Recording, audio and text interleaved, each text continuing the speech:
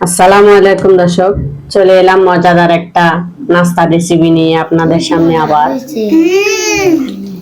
আমার ভিডিওটা ভালো লাগলে লাইক শেয়ার করবেন, সাবস্ক্রাইব করবেন নতুন ভিডিও পাওয়ার জন্য।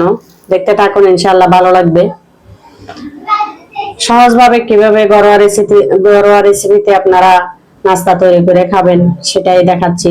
এই নাস্তাটাতে কোনো ঝামেলা নেই, খুব সহজেই তৈরি করা যায়।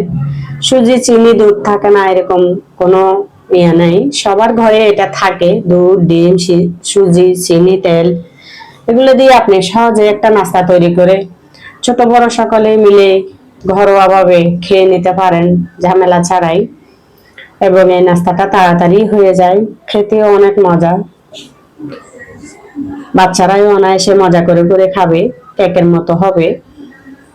প্রথমে কিছু সুজি একটা বাটিতে ঢেলে নেবেন বা একটা বলে নেবেন। তারপর দুটো ডিম ভেঙে নেবেন, তার মধ্যে স্বাদ মতো লবণ, বেশি পরিমাণে একটু চিনি, 1 চামচ পরিমাণ বেকিং পাউডার আর দুধ। এখানে কোনো পানি ব্যবহার হবে না, দুধ দিয়ে, লিকুইড দুধ যেটা আছে সেটা দিয়ে আপনারা এই সুজি ডিমটা ভালো করে মেখে নেবেন। খামিরটা একটু ঘন হবে, যদি দেখেন পাতল হয়েছে তাহলে এটার মধ্যে আরেকটু সুজি মিক্স করে ভালো করে মেখে রেখে দিবেন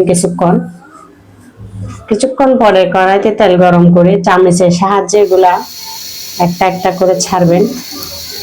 এই নাস্তাটা অনেক সহজ বানাতে, কিন্তু খেতেও মজা। আমি এতে